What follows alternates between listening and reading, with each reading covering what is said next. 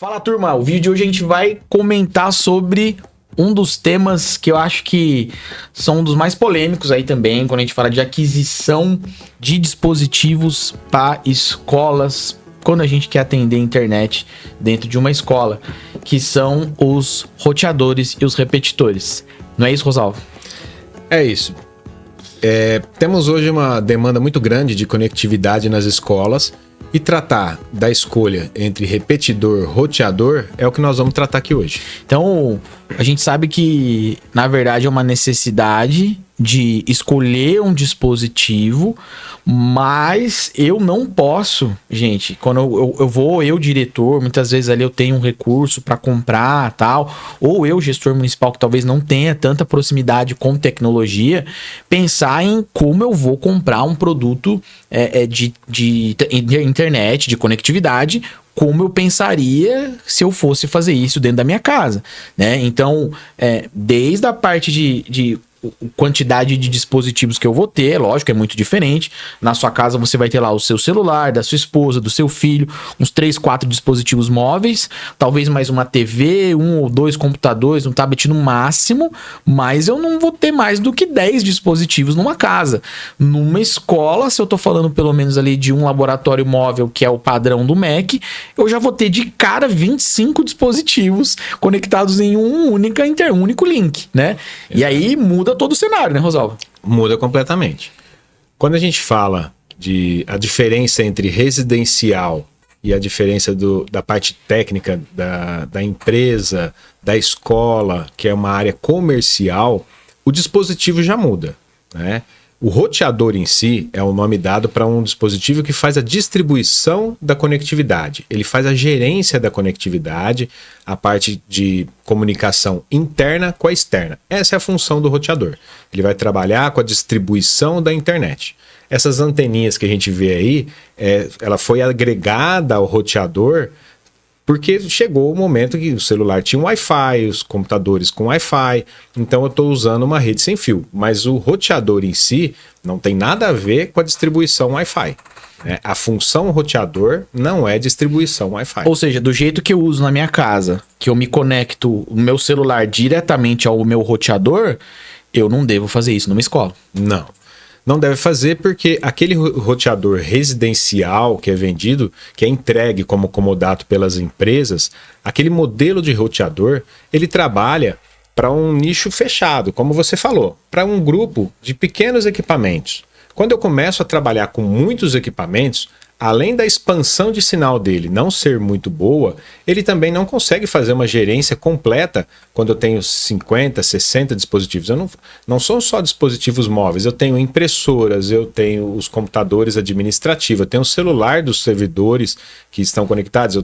Muitas escolas eu tenho projetos de monitoramento, eu tenho câmeras conectadas no Wi-Fi ou via cabeamento. Tudo isso passa pelo roteador, que é ele quem faz a gerência de tudo isso. Então eu vou ter um roteador na escola, só que não é para isso que eu vou usar o roteador, para conectar diretamente os meus dispositivos nele. Exato. E se a gente fosse elencar, qual que é o principal problema aí do roteador nesse caso, né? O roteador ele tem que ser encarado, por isso que eu falei no começo. A anteninha te engana, parece que ela está distribuindo Wi-Fi na escola toda e eu vou espalhar vários roteadores.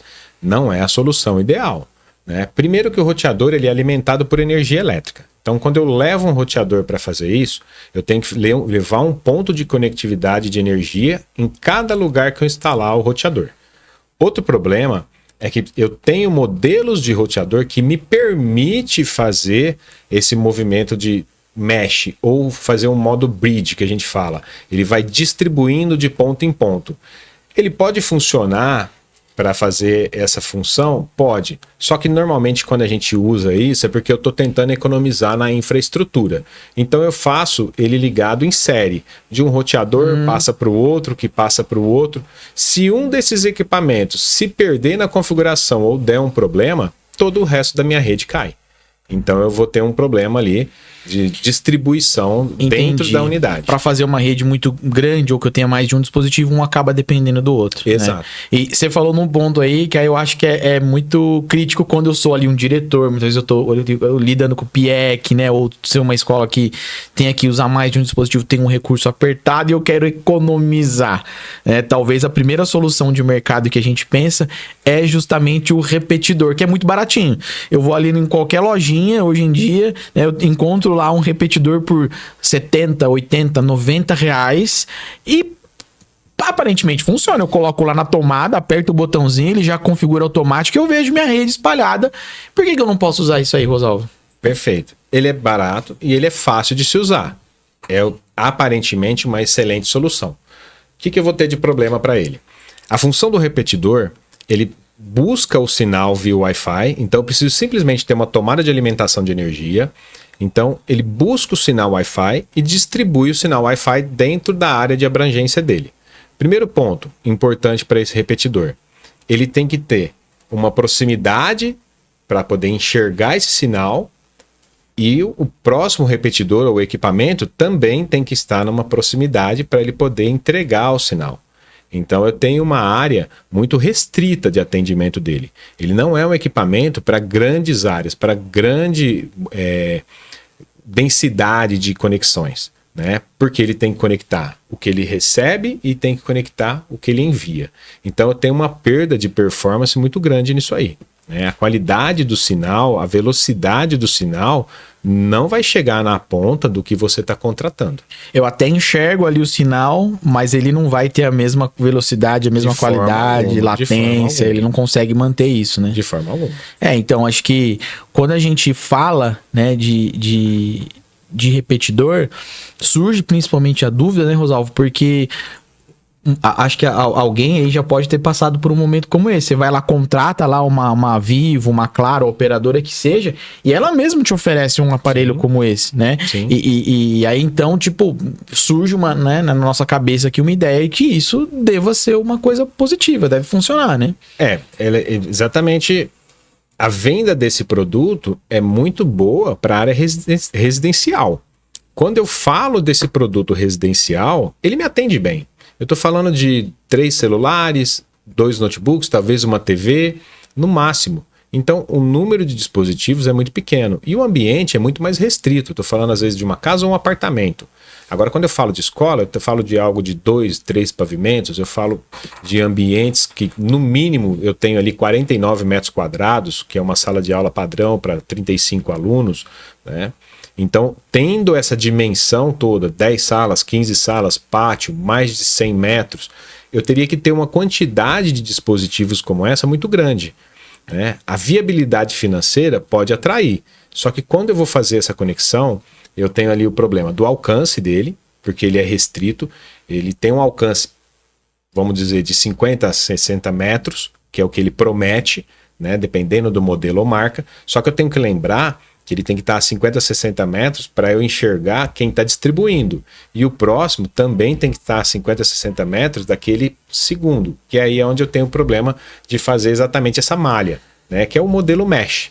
Para eu repassar de um repetidor para o outro, eles têm que se enxergar, né? Então eu não alcanço o máximo dele, porque eu preciso ter um bom sinal.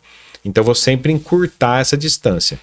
Além de ter uma poluição de sinal muito grande, eu vou ter a perda de performance com certeza. E a gente, né, quem tá assistindo, a gente deve estar se perguntando, a gente tá falando mal aí de 2 dispositivos, mas o que é o ideal, né, Rosalvo? Qual é o dispositivo ideal, então, pensando na realidade da escola?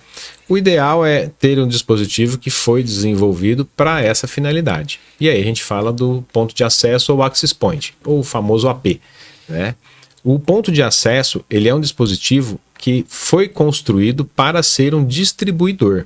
A sua característica principal é distribuir a conectividade. Então, primeiro ponto positivo, eu preciso simplesmente levar o cabo de dados, porque 90% desses pontos de acesso, eles já são no modelo PoE, que é o Power Over Injection, né? Eu consigo colocar energia dentro do cabo de dados. Dentro do cabo de dados. Então eu não tenho necessidade de fazer uma segunda instalação de energia elétrica. Eu simplesmente passo o dado e energia no mesmo cabo. Tá. ele sendo alimentado dessa forma, eu consigo ter uma distância muito maior para onde eu possa colocar ele. Eu não necessariamente tenho que estar próximo do meu ponto base. Então, a base, que é onde chega a conectividade, ela não necessariamente tem que estar próxima da onde eu tenho que levar a conectividade. E eu não preciso de ter os passos para chegar até lá. Respeitando a distância máxima de cabeamento, eu posso levar esse dispositivo a uma distância muito mais longa. Então, no final, eu tenho uma qualidade de conexão muito maior, porque eu estou usando o dispositivo que foi desenvolvido para isso, e eu posso chegar a uma distância muito maior do que simplesmente levando repetidor, ou colocando roteador para fazer essa serialização, né, para levar até o final. E por mais que, né, o dispositivo a princípio escolhido possa, num primeiro momento, parecer mais caro, eu, enquanto gestor público, eu tenho que pensar que se eu comprar errado, né, por mais que seja barato, eu vou ter que comprar 2 vezes. Eu vou ter que comprar o que eu paguei barato e vou ter que comprar de novo, refazer o projeto comprando de novo um dispositivo mais caro. Então existe uma responsabilidade muito grande quando a gente, né, está numa posição de gestor público e vai investir dinheiro público, recurso num projeto como esse, né? Então, sabendo disso, né, a gente já fortalece esse nosso vínculo aqui no canal, né? E reforça, né? Se você ainda não está inscrito no canal, se inscreva, porque a gente vai estar trabalhando sobre esse e mais temas nos próximos vídeos, falando sobre prestação de contas, falando sobre equipamentos, falando sobre dispositivos, legislação, né, Rosalvo, que são coisas que acabam nesse ano de 2025 sendo muito importantes. E para além do canal, a gente tem o grupo do WhatsApp. Se você ainda não não faz parte do grupo do WhatsApp, tá perdendo tempo, vai lá, se inscreve no grupo do WhatsApp, que a gente pode compartilhar documentos, pode compartilhar coisas ali a mais do que aqui só no canal do YouTube também, né? O movimento Educação Conectada que a gente está tentando fazer é desde os gestores das secretarias, os gestores administrativos da parte de finanças, de prefeitura, e a gente pode chegar também aos diretores de escola. Sim. Então, tudo isso que a gente está falando, eu falo de PIEC, eu falo de compra de dispositivo, eu estou falando diretamente com o diretor. Então, compartilhe essa informação, distribua isso com os seus diretores de escola, para que eles comecem a ter o conhecimento que eles precisam na hora de fazer as aquisições. E pra gente, 2025 é um ano muito importante, é um ano estratégico na educação, principalmente quando a gente fala de tecnologia educacional. Então você, gestor, que está buscando aí uma especialização e muitas vezes, né, Rosalvo, não tem essa condição de agora assumir uma consultoria, né? A gente preparou o curso aí Educação 100% On, onde você vai poder ter acesso a materiais muito mais detalhados, a coisas que talvez a gente não consiga falar aqui na plataforma, porque, né, são conteúdos mais restritos. Ali a gente vai ter uma liberdade maior para compartilhar documentos, coisas que vocês vão utilizar no dia a dia, por um valor muito menor do que o valor de uma consultoria, né? E a gente consegue, através desse material, dar um empoderamento muito maior para vocês, né? Vocês vão ter essa autonomia que hoje é necessária em 2025. É isso, né, Rosalvo? Obrigado, Pedro. Obrigado, gente. Até a próxima. Obrigado a todos. Valeu. Até a próxima.